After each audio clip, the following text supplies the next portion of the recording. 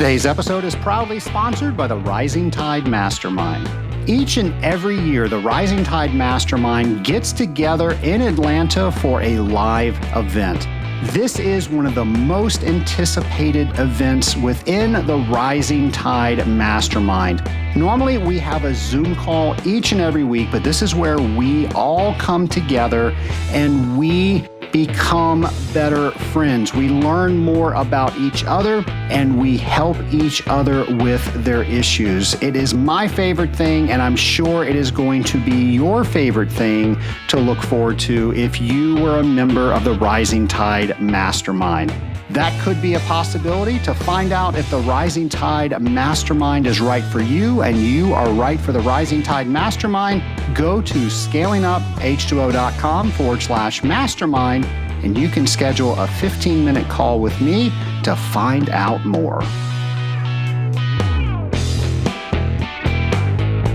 Welcome to the Scaling Up H2O podcast, the podcast where we scale up on knowledge so we don't scale up our systems. I'm Trace Blackmore, and I am super excited to bring you today's show. And of course, we are right in the middle of December, and that means there are only 9 shopping days left before Christmas. Now, if you're not listening to this episode right when it comes out, you have even less. And that made me think, why do we always count shopping days till Christmas? And that's because we all love to procrastinate.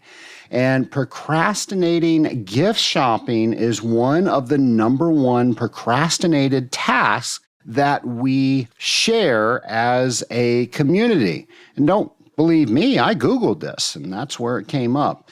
So with that, there are so many people that wait until the very last minute to buy their gifts. And that is why the last week of the Christmas holiday is always the busiest week for shopping days. And that's out of the entire holiday season. That's even after Black Friday, which is right after Thanksgiving when they put all the deals out, and Cyber Monday when they put all the deals out. The number one ranked volume for shopping is always the very last week. In fact, they call the Saturday before Christmas, and that's going to take place December 23rd this year. That is the number one shopping day of the entire year where all the procrastinators are getting their gifts. That's the busiest shopping day of the year. That just got me thinking that we're a world of procrastinators. And I was wondering why. So, of course, I used my friend Google. And I found an article by Dr. Joseph Miceli, and he was saying, this is actually a quote, "The brain makes wise decisions for our survival, but the executive function of our brains has been changed from being an industrialized society for having more pleasurable distractions around." So he thinks what's happened is our brains have enabled us to get distracted by things that will take us off task, but that doesn't necessarily kill us. So not buying the gift is not going to kill us, but stepping out in front of a bus will. So our brain's doing a good job at that. So there you go. That's what Dr. Miceli says. And maybe you can do a better job planning next week. Maybe you enjoy Super Saturday. Maybe you enjoy standing in line or waiting in traffic at the shopping malls. And if that is your thing, there is no judgment here. I have to tell you, I'm a big planner, and I'm only a big planner because I just don't like wasting time, and I just like to be productive in most everything that I do, and I cannot stand waiting in line. I can't stand traffic, things like that. No, I don't get any road rage or anything like that. I normally listen to books on tape, and I try to multitask while I'm doing something like that. But I take advantage fully of the Cyber Monday if I don't have to leave the comfort of my environment to get gifts for my loved ones. You better believe I am going to take advantage of that. You know, a great gift that you can give yourself is by going to Audible, and you can you actually listen to books while you're waiting in traffic. You can do it while you're waiting in line.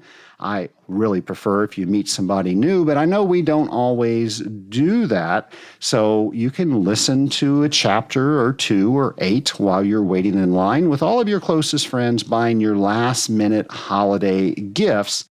We've got a free book and a free month we can give you by going to scalinguph2o.com/audible. And here's something a lot of people don't know, and maybe you're already an Audible subscriber. Audible each and every month will put free books. That's right, free books. You don't have to buy, you don't have to use a credit, and you can download those for your library. So something that I put, and yes, I have a task for it in my calendar, each and every month I will go through Audible. I will put in free books. There's actually a category for that, and I will do some quick searches in categories that I like, and I always bolster my library. Now, I will tell you, those are normally the last books that I listen to.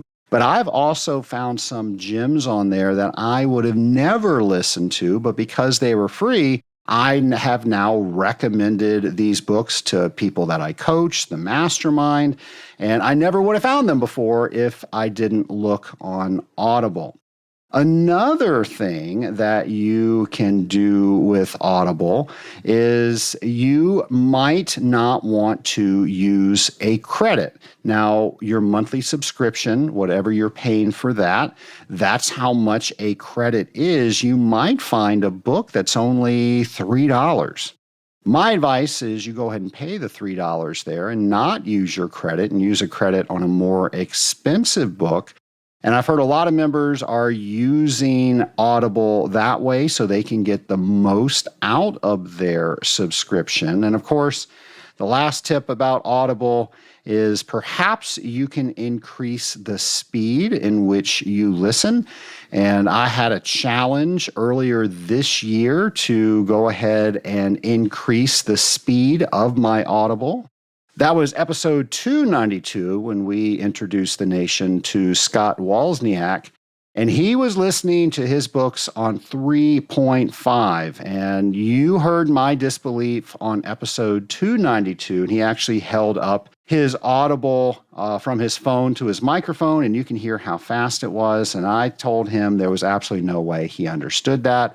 Scott proved to me that not only can he listen at that rate of speed, he actually takes notes too, and he showed me some of the net outs that he did for each and every book that he listened to. Now, I'm still not up to 3.5 speed, but I do listen at 2.5 speed, and that has really increased the number of books that I am able to read. And yes, folks, I actually do get the content at that speed. And I started doing the same thing that Scott did. And I started writing net outs on some key points and things about that book. So when I'm trying to organize my thoughts, maybe for this show, maybe it is an event that I want to do and I want to talk about a particular book, I now have easy notes to access. And that's just been a game changer for me. So maybe not only we can help some people shop a little bit earlier this year, we can help people with their reading while they do it. I want to make sure something you don't procrastinate on is signing up for the hang that's taking place January 11th. That's going to be at 6 p.m. Eastern Time. So wherever you are around the world, go ahead and join us for the hang. We have people from Ireland. We have people from the United Kingdom. We've had people from Australia. We've had people from China. And of course, we have people from the United States joining us on the hang. And the hang is just such a wonderful thing. If you haven't been on one, that's where we get together each and every quarter, and we just meet other water treatment professionals. We do some fun activities while we're on the hang, and then I put you in smaller breakout rooms so you can not only meet each other, you can talk about little topics that we bring up during the hang. And I have heard so many success stories where people share that they were able to solve an issue because of people they met on the hang, and they had particular expertise of what they were having an issue with. So this has just been a great thing to host. We've been doing this since 2020, and it is going strong, but we need you. So how do you sign up for the hang? You can go to scalinguph2o.com/hang. We'll have all the information that you want to know and a registration link. So I hope to see you on that hang. Some other events you might want to put on your calendar is the 2024 Annual Conference and CTI Expo. That, of course, is the Cooling Technology Institute. And that is taking place in Houston, Texas, February 4th through 8th. We're going to have all the information that you need on that on our events page. And then the WQA, that's the Water Quality Association Business Boot Camp, is taking place March 4th in Orlando, Florida. And this is a day set aside for people to step away from working in their businesses to focus on working on it. To learn more about this, you can go to our events page. Well, Nation, we are always trying to bring guests to you so you can learn more and more about our industry, so you leave each and every podcast so much smarter and so much more well-equipped as an industrial water treater. Here's our interview. My lab partner today is Bill Kennedy of Stantec. Welcome to the Scaling Up H2O podcast, Bill. Well, thank you. Excited to be here and looking forward to chatting. We're going to learn a lot today on the Scaling Up H2O podcast. But before we get into today's topic, do you mind telling the Scaling Up Nation a bit about yourself? Sure. Well, Bill Kennedy. I'm a consulting chemical process engineer with Stantec, and I lead our industrial water practice. I enjoy problem solving and have a real passion for inorganic chemistry. And that passion was ignited in me by my high school chemistry teacher. And if you don't mind, I'm going to give a shout out to him, Mr. Dan Holmquist. That was 40 some years ago, and he had a real impact on me and really influenced on what I'm doing and what I am today. And I really enjoy mentoring the next generation of engineers and scientists, and that's who I am. You know, you mentioned teachers, and I can look back. My father was primarily responsible for me getting into this industry, but I look at all of the science teachers that I had that made this topic interesting and just shaping the next generation. And there's so many people I could thank, too, for pouring into me and sharing their enthusiasm so I could get excited about science. Oh, yeah.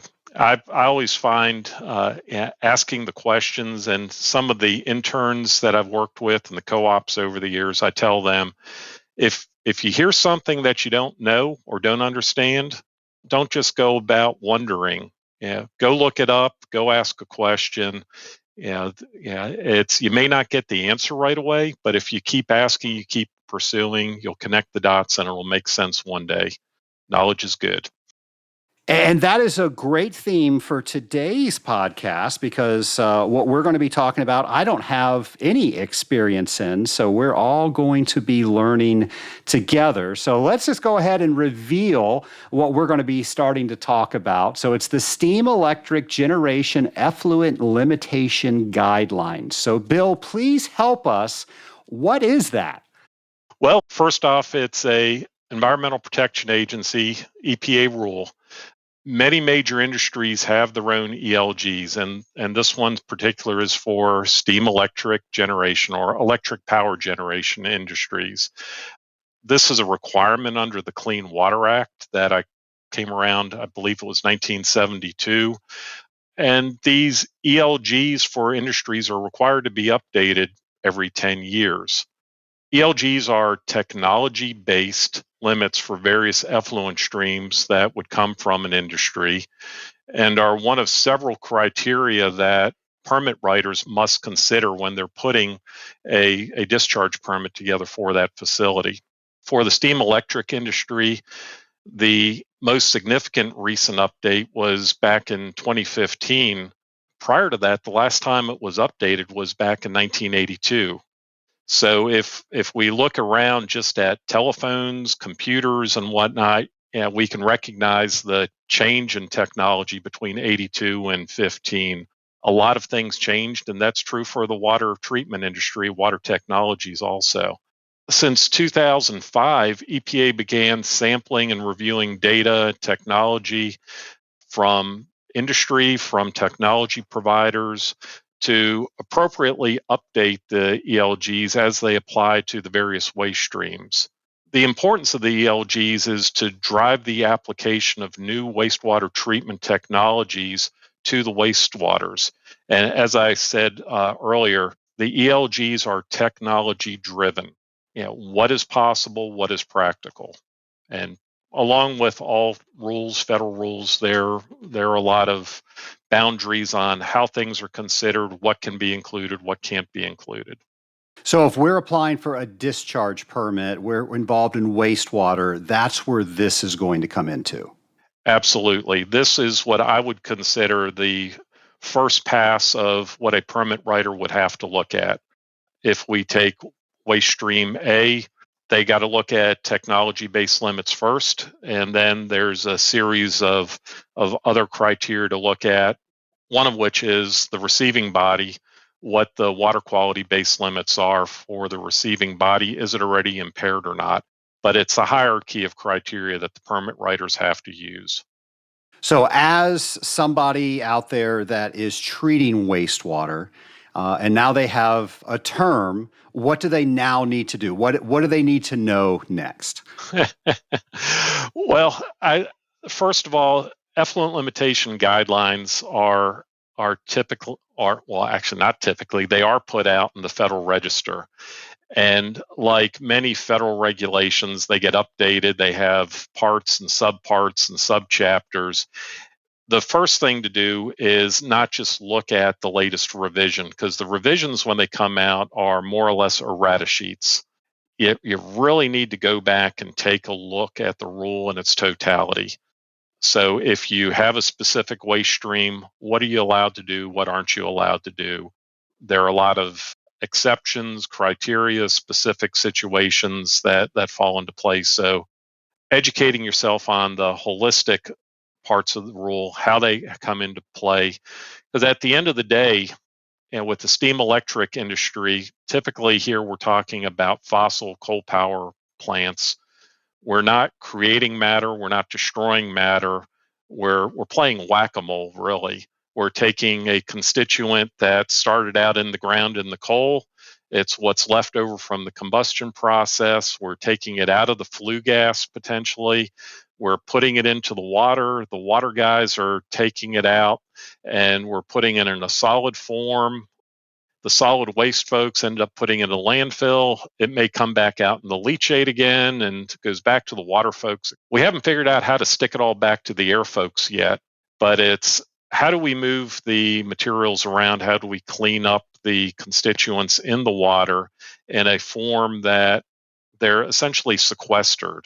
They're moved to a safe location and an environmentally responsible location. You mentioned that this is currently being newly revised. It's been revised a couple of times. What's that process like? Well, if you've been paying attention to the news and you see what happens up in DC at times, this process is not that dissimilar. The process starts out with data collection, and EPA is in a very tough position because they have a responsibility to protect the environment and they have rules that they need to go by. There are industry groups that are certainly looking out for the best interests of industry, and there are environmental groups that have other agendas on either trying to shut industry down or ostensibly look at what's best for the environment. And EPA needs to walk that tightrope between them, because at the end of the day, when the regulations come out, both sides are going to sue them. So how do you protect yourself? With data. Let the facts speak for themselves. Did they follow the rules? So data collection is the first part, and that's what's in the wastewaters. And in fact, when we were first starting some of these data collection efforts years ago, EPA came to one of the sites I was working at, and yttrium was on the list. And I was like, yttrium? Who cares about yttrium? Why do you think there's yttrium? There's no yttrium in the water. And I just think yttrium is such a cool element to pronounce. And I distinctly remember the response that I received from the EPA person was, well, how do you know it's not in there? We never tested for it. So we collected some data, and sure enough, yttrium was not in the water in any appreciable quantities to worry about. But there was a basis then where checked off yttrium, we could move on to zinc. So they were going through the alphabet is what they were doing. Well, yeah, I like to say they were going to aluminum to yttrium, because aluminum to yttrium just sounds so much better than aluminum to zinc. But yeah, what's important, what's has the potential to be a constituent of concern. After the data collection, it's what technologies are available. A technology to be available has to be demonstrated somewhere. And if it was demonstrated in a pilot operation somewhere, not necessarily full scale, that's still fair game. And best available technology, a lot of times, is shortened to the acronym BAT, but the full definition is best available technology economically available. So there's an economic component to this. Does the removal of the constituents on the available technology, is that a reasonable cost? So that all comes into play. And then there's timing. How soon do folks, specifically industry here, have to implement this technology? And part of that research and evaluation is you just don't go out and buy a system overnight, 2 months, whatever. There's a 3, 4, 5 year cycle to actually implement the technology, get the constituent components, get construction to install it, and then bring it online. So all those go into play. Environmental groups say the EPA is being too lenient. Industry says it's too restrictive. And a good rule, which I really believe the 2020 version was a good version of the effluent guidelines for this, was that nobody was happy with it. Everybody didn't get exactly what they want, which meant it was a reasonable compromise, at least in my opinion, because it's a balancing act. And when we're dealing with the electric power industry, we need to recognize that we're not making chemicals, we're not making widgets, we're making electric power. We're making that electricity that we're relying on right now to have this podcast, to have the lights on, to keep our Netflix going and our cell phones and our various social media running, not to mention cooling and heating our homes and whatnot. So if a site has difficulty implementing the technology, the utility certainly wouldn't want to be in violation of the rule. So if they can't afford to put it in, they shut down the site. Well, there's a reason why these power generating units are out there, is because there is demand. And many of the electric utilities in our country are regulated utilities. So they have state utility commissions telling them what they can recover their capital investments on, what they can't credit to their base. And ultimately, if it's going to cost an extra $100 million, $200 million to treat something on a regulated utility, who's going to pay for it? Well, it's going to show up in your power bill and my power bill. So that's something that needs to be considered. How does the cost get passed on? And that all goes into the equation of how these rules are developed. So as this is in a revision period, is there a role that a practitioner of water treatment needs to play? Can we give information to the EPA, or is that not advised? Well, that's actually very advisable. When EPA comes out with a proposed rule, they solicit input. I believe the period for input, or the official period right now, has expired. That's usually 90 days after the proposal is published. But that's not to say that if there's additional data available, whether it's analytical data or it's technology that is emerging, doesn't mean that EPA won't consider it and won't include it into the docket. So if there are folks that have information, yeah, I don't want to speak for the EPA, but in the past they've been very receptive. They're looking to make sure they're making the best decisions. There's so many rules and regulations out there. So somebody that's very well read on most of them, I'm asking you, you're that person. How do we keep up? How do we know that we're doing the right thing? How do we know that we're not absent of something that nobody told us about? What's the best way to make sure we're keeping up? I would say read up on the news, but then also get involved in industry groups, the publications they generate.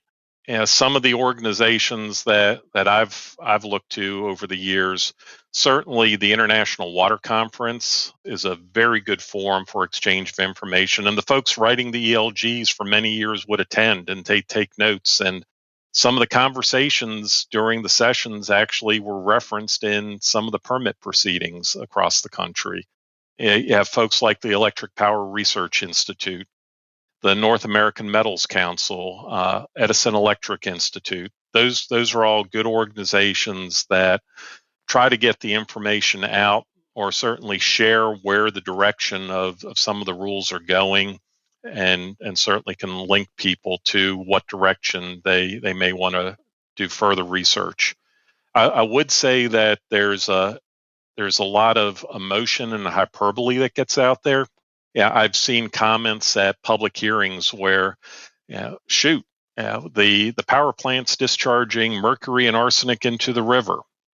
Okay, that is absolutely correct.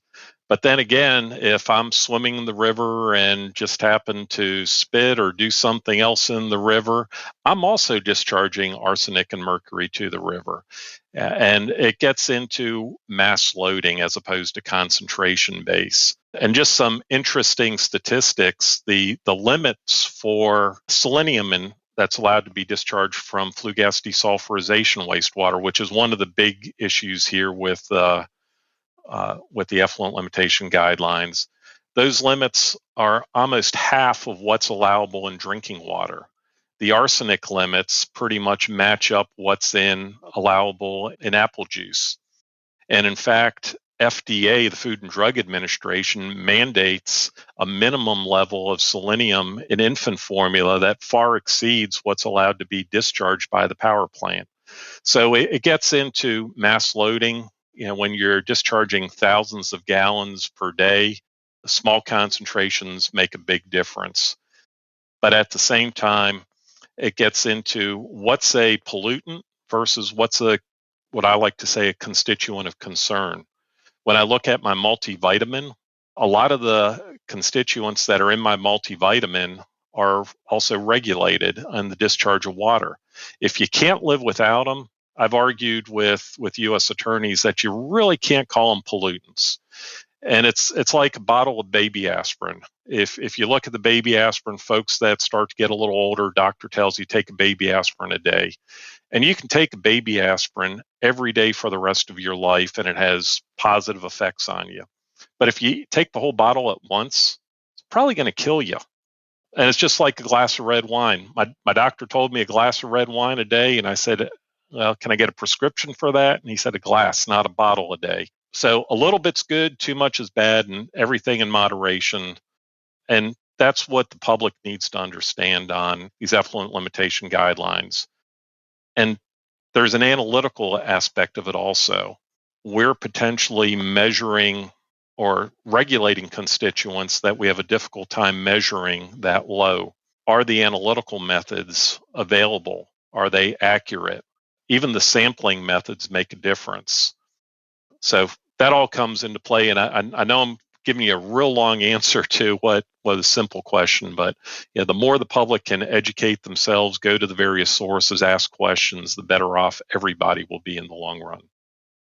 Bill, if somebody wants to dive deeper into ELGs or maybe even read some of these regulations themselves, where should they go? Well, probably the easiest place to start is on the EPA's website.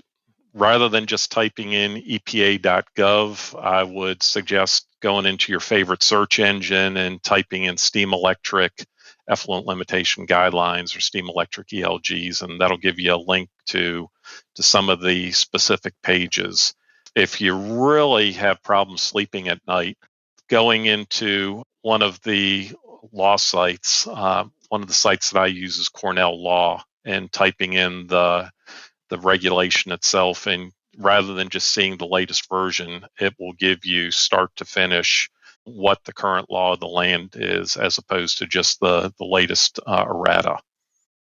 I'll make sure to have some links to those on our show notes page. Let's transition a little bit. You mentioned the International Water Conference, the IWC. I know you have a role within the IWC this year. So I wanted to ask, what is the IWC? And then what are you doing within the IWC this year?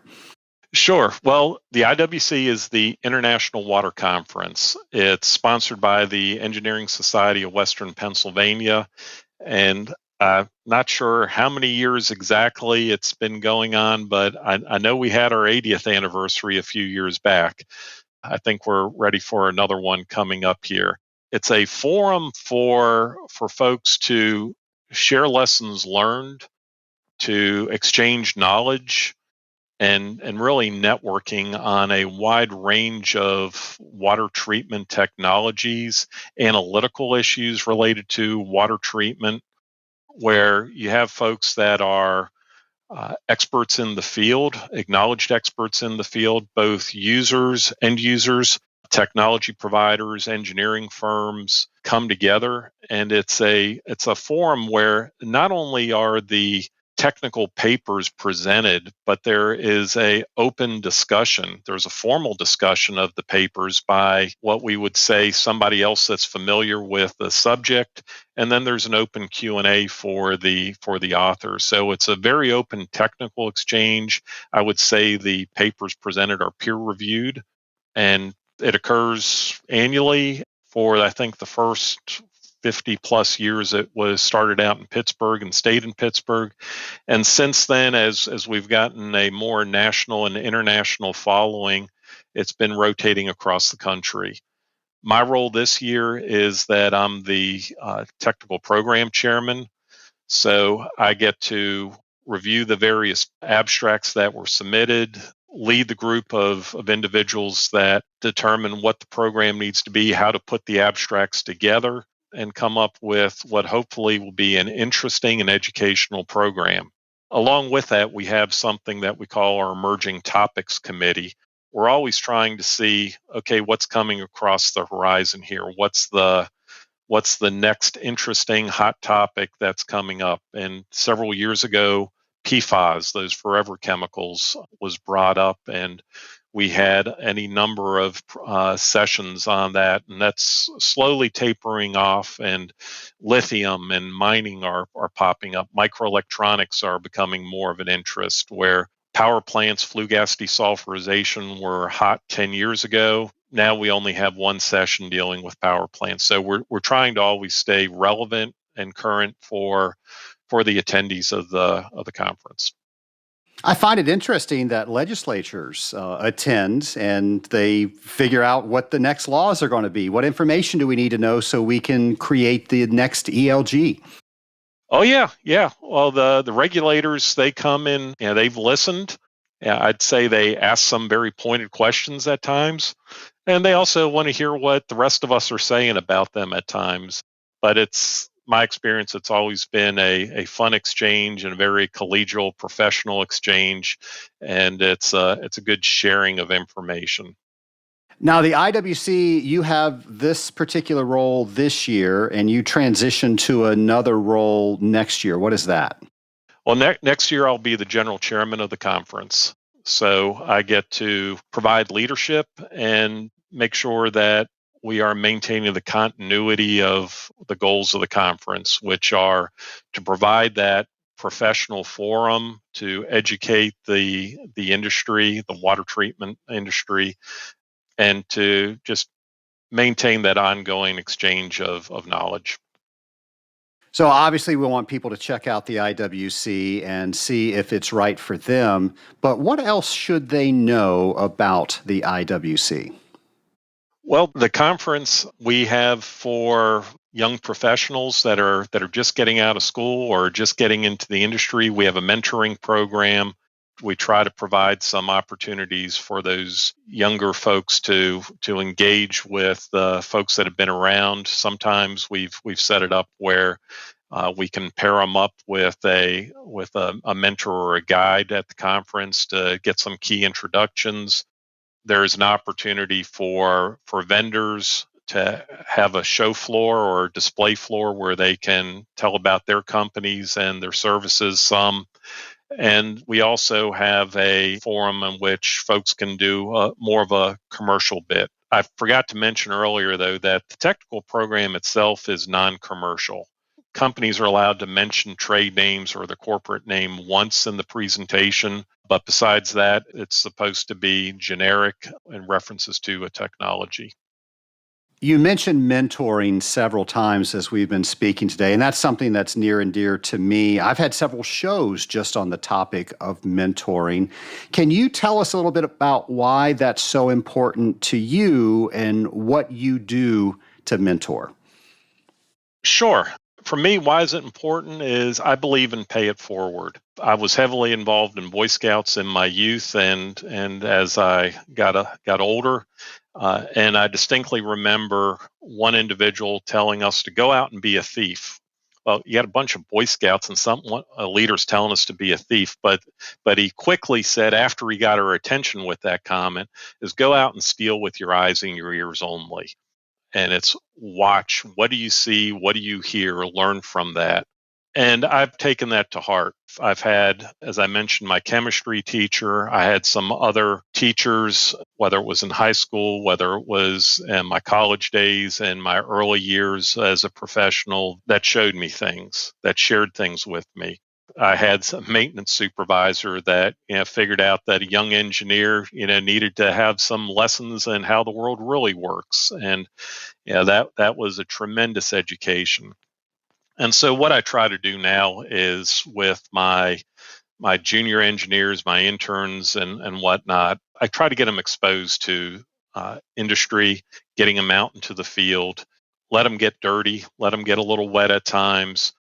And one of the things I just did not too long ago was I try to take the college students that are working with me, take them to Home Depot or Lowe's or somewhere at lunch and take them through the piping aisle. And it's like, this is a globe valve, this is a ball valve, this is a needle valve, and show them what the actual pipe fittings are, what the components are, so they can see them, they can understand how they really work and what the differences are. And it's reading about it's one thing, but seeing it and being able to touch it is another thing. And I've always shared with them that empirical data trumps theory every time. So paying it forward is really my motivation. If somebody wants to get involved in mentoring somebody, what advice would you give them? Take a look at what was important to you as an individual as you came up in your career. Yeah, if we're talking about career mentoring, professional mentoring, share with them the lessons learned. Hopefully they will be able to learn from the good and avoid the bad. It's sharing experiences. What did you as a potential mentor take away from over your years that was meaningful that you can go ahead and share that information? I love that answer. There's so many people out there that discredit themselves saying, what do I have to offer somebody to be a mentor? But they have that experience and that's what they're lacking. Oh, yeah. And I need to say that just what needs to be in the forefront of any sort of mentoring experience or any professional interaction is maintaining safety and passing on the message of ethics. I like to say that any project that we do has to be safe. It needs to be environmentally compliant or regulatorily compliant. It needs to be reliable. And then only after it hits those first three bullets do we worry about economics. Because if we put in something that is the least expensive option, that's not safe, it's not compliant, not reliable, then is it really an option? And safety and ethics need to be the forefront of any sort of mentoring and training for the emerging professionals. That's great advice. And on that great advice, we're going to shift over to just something interesting. I understand you have a connection to John Belushi. Well, I've over the years I've done a number of presentations, and one of the slides I like to use is the alma mater seal for Faber College. And for your listeners that may or may not remember, it's been a few years, Animal House, that's the university there. And the motto of Faber College is knowledge is good. And that really stuck with me. And it's always interesting when I put that slide up, where the glimmer of recognition is across the audience. Yeah, you can see some generational differences, and yeah, it's always fun. But the message, knowledge is good. Yeah, I firmly believe that. Well, I've got a few lightning round questions for you. These are questions that I ask all of my guests. So are you ready for those? Sure. Here we go. So if you could go back in time and talk to your former self on your very first day as a chemical process engineer, what advice would you give yourself? Oh, I would say get wet and dirty and listen to the operators. The operators are the ones that really know how things are working and what's really going on, not those fancy procedures that you wrote up. So it's getting their input because they're going to do what they're able to do, and they're very critical to listen to and to learn things. And the other item there is when it comes to engineering and science, I hate to say this, that there is no magic because I think it's fun. But when it comes to why something happened, there's always a reason for it, and stuff just doesn't happen. There may be undefined variables, but just be persistent, keep digging, and figure out how to connect those dots. I love that. What are the last few books that you've read? Well, this is going to be certainly diverse. A recent one I read was called The Disappearing Spoon by Sam Keen. I have read that. It is fascinating, and it's about the history of the elements and some of the anecdotal stories that go along with the discovery and development of the elements. And that just goes to my geeky chemical side. Another one was Special Forces Berlin. I actually grew up over in Germany as a quasi-military brat and during the Cold War era. And this hit a lot of the history of what was going on during the Cold War days when I was in high school and growing up over there. So that was most interesting. And then another one that I've recently read, which goes to one of my other passions, is Kentucky Bourbon Whiskey, an American Heritage. And distillation, and that's a chemical engineering process. And I've got a little passion there for the bourbon along the way. So now, Jane Kuchera, who I interviewed back on episode 339, she told me to ask you about bourbon. And I'm going to be in Kentucky next year. The Association of Water Technologies is having their conference. So a couple of us were going to get together. We were going to do a bourbon tour. What do we need to know? Oh, well, you need to know that, first of all, how to drink it. You just don't swallow it. You smell it, you sip it, let it come over your tongue and enjoy it. The other thing to know is bourbon, very similar to wine, it depends on what you're pairing it with. If you're having a meal, you can have a completely different palate if you're munching on some cheese or having some nuts there, or if you're just drinking it straight. But at the end of the day is what's good, that's whatever you like. There are so many different types and flavors and varieties out there. So life's too short to drink stuff you don't enjoy. I think that's great advice, whoever you are. When Hollywood finds out about the script of your life, who do you want playing you? Oh, that was a tough one. And yeah, I had to poll the audience on this one and got a few ideas there. But I got to say, probably Tom Hanks. Yeah, yeah, he's got the curly hair and he's got the gray beard now also. But he's played a number of roles over the years that I think fit. Yeah, and as I'm as I'm moving to a new house now, the money pit comes to mind first of all. But yeah, on the non-professional side of things. But yeah, Tom Hanks. Final question. If you could talk to anybody throughout history, who would it be with and why? Without hesitation, I'd say Mark Twain, Samuel Clemens. I always saw him as a great storyteller, and his stories are about real people and events, and essentially turning real life into fun parables. And I just think that would be a fascinating sit down. And I believe he drinks bourbon also, so there's probably something to share there along with the stories. There you go. Well, hey, thank you so much for educating us about ELGs, getting us to think about some of the regulations that are out there and how we can take an active role. And we'll, of course, have all of the notes on that and the IWC and all the other things that we talked about. So thanks so much for coming on the Scaling Up H2O podcast. I certainly enjoyed it. Thank you for having me.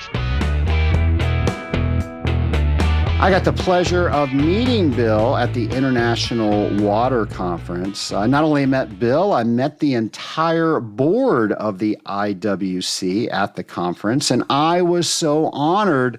I was their keynote speaker this past year, and that was so much fun. I met so many wonderful people there, met a lot of Scaling Up Nation members there at the conference, and I'm pretty sure we gained a lot of new members to the Scaling Up Nation at that conference. So to the entire IWC board, I want to thank you for allowing me to meet not only you, but your entire audience. It truly was a pleasure working with you. And for those of you that are members of the Association of Water Technologies, I've actually asked the board if I could speak at their conference. So if you know anybody on the board, let them know that I would absolutely love to do the keynote speech at the Association of Water Technologies. And that's one of my favorite conferences, just like the IWC.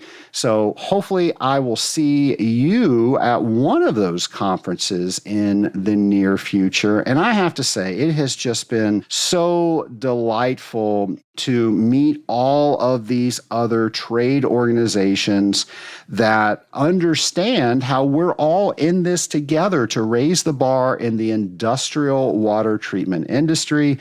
We are all stronger together, and we can raise that bar so much higher when we work together. So I want to thank every conference, every association out there that we are working with. It really does make my job so much easier, so much more fun. And of course, I get to meet more people, which I absolutely love. I love meeting people in this industry. And one of my favorite questions to ask is, how did they get in this industry? And nation, it is very rare that I get the same answer twice. There are so many unique ways that we all get into the industrial water treatment industry. And of course, somebody that we are so happy found their way into the industrial water treatment industry is our friend James McDonald. And here is a brand new periodic water table with James. Hello and welcome to the Periodic Water Table with James, where we think and learn about water chemistry drop by drop. Please use your week to search online, ask your colleagues, or even pick up a book to learn more about each week's periodic water table topic. If you do, at the end of the year, you'll be 52 water chemistry smarter. So let's raise the water table of knowledge together and get started. Today's topic is ACH, or aluminum chlorohydrate. What is ACH used for? What is its chemical formula?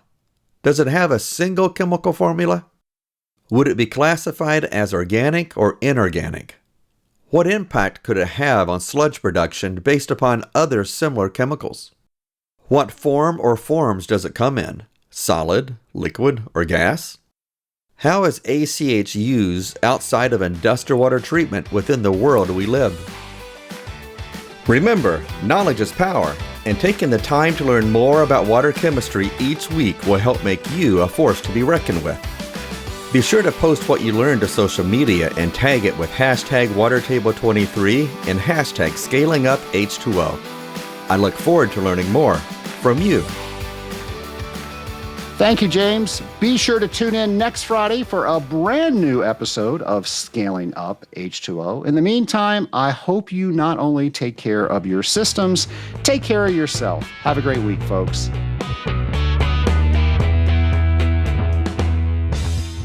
Scaling Up Nation, are you getting ready to take your Certified Water Technologist examination?